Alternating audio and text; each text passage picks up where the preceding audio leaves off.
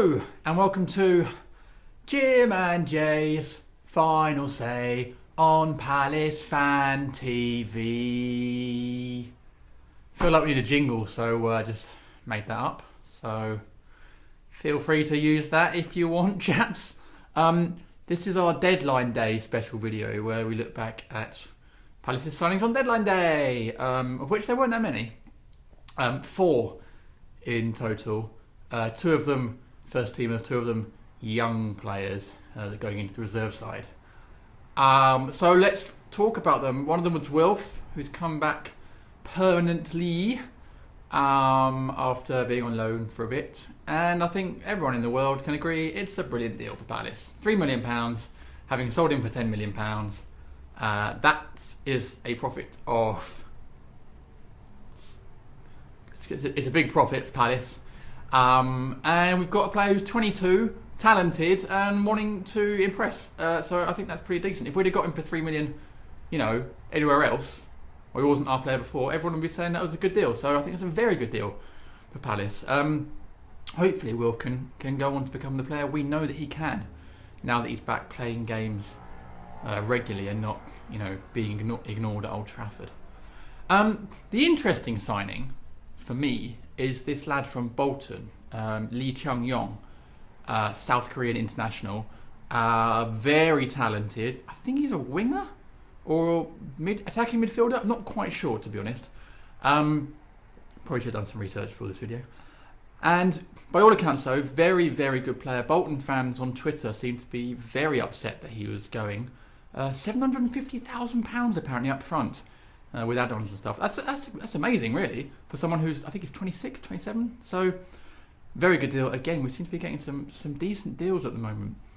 Where he fits in, I don't really know, because we've got Wilf playing well. Punch is back on form. Balassi's got to come back from the African Nations. He's absolutely beasting it out there at the moment. I mean, if Congo make the final, he's done very well.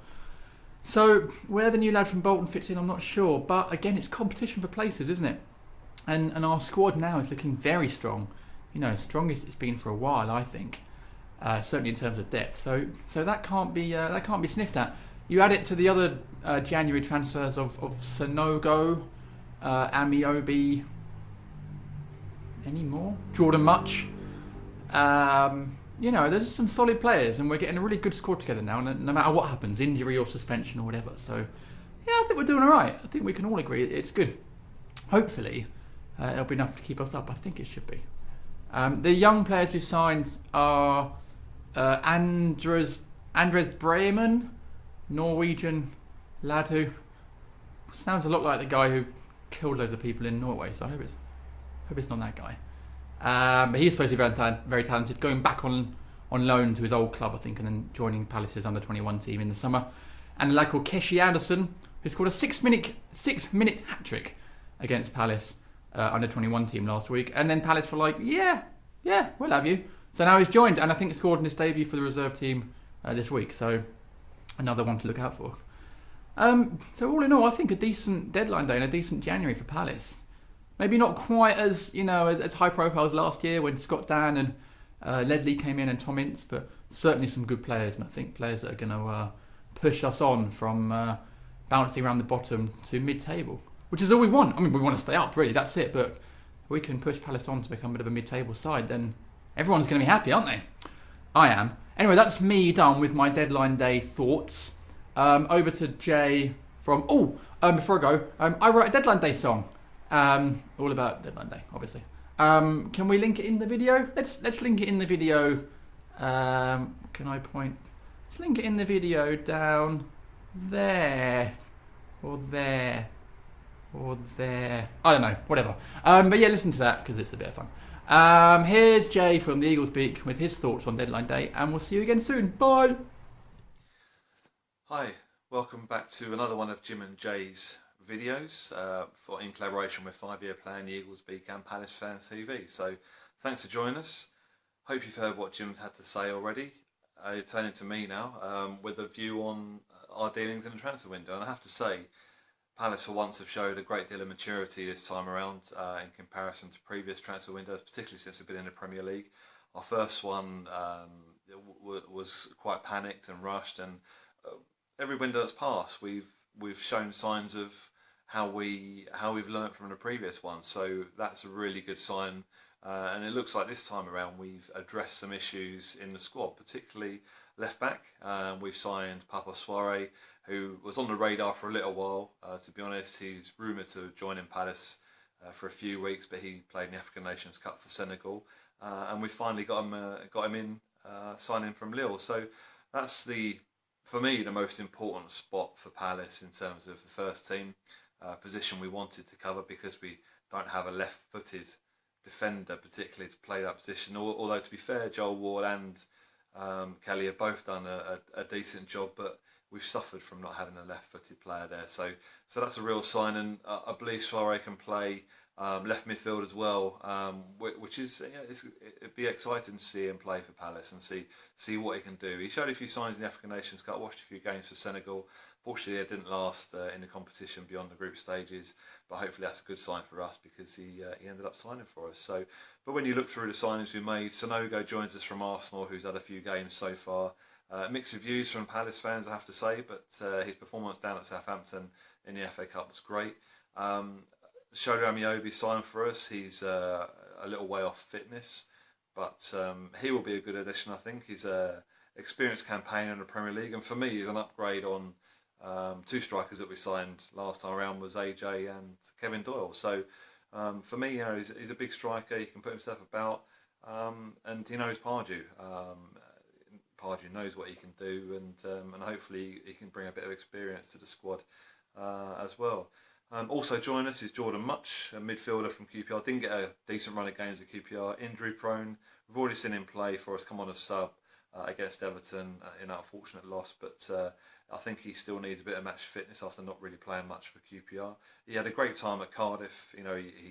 He shone in the Cardiff team that went down from the Premier League last season. So we'll see what he can bring to us, and obviously strengthens an already strong midfield that we have at the moment. Also joining us is Lee Chong Young from Bolton Wanderers, and I have to say I've spoken to a few Bolton fans, and that's an exciting signing. He's injured at the moment. He got injured in the Asian Cup for South Korea, but he joins us. He's an exciting player. He's a winger. He can play behind the front man as well as an attacking midfielder, and he's got an eye for goal. He's very experienced international.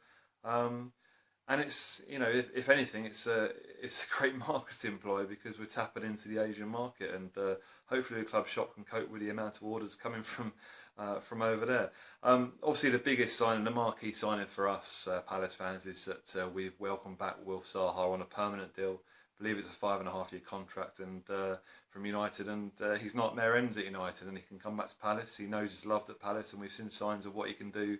Coming back to his best already in the last few games, which is particularly Southampton away in the cup. He showed really what we used to see of him before he went to United. So long may that continue, him get his confidence back and be a real force for Palace. Other signings for us, a couple of youngsters. Keshi Anderson, which is an interesting one, bought him from non-league, natural goal scorer, scored against our youth development side a few weeks ago. And he signed for us. I think he scored his debut, and Pardew's speaking highly of him already in his press conference. So that'd be interesting. Also a young player, Norwegian. I'm not going to embarrass myself by trying to know any Norwegian, but Andreas Breyer, I think his name is, who's going to join the youth setup next season. So a lot of positivity around Palace, a lot of decent deals that have gone on, and hopefully, looking through the squad that we've named, it's been. I think it's strong when you look down the list, and without taking into account some of the young players that can come in, like Johnny Williams, who doesn't take up a space, and nor does Sanogo because of his age. So you look down the names, and we're building a very I would say strong squad particularly for surviving this league, but not just that. It's more than survival. Hopefully, we'll see how that goes on. But I'm happy as a Palace fan in terms of what we've done. The only question would be, a lot of fans have said haven't strengthened at the centre back area, but with the addition of Soare left back, personally I think Kelly is perhaps better suited to being a centre back, and he could be a decent reserve at that position all the way across the back four. So we'll see how it works out. But thanks for watching our special transfer review. Hope you've enjoyed it. Leave your comments as usual underneath the video or on our Twitter handles, 5 Year Plan, Eagles Beacon, Palace Fan TV. And we'll catch you next time for our next video. Cheers.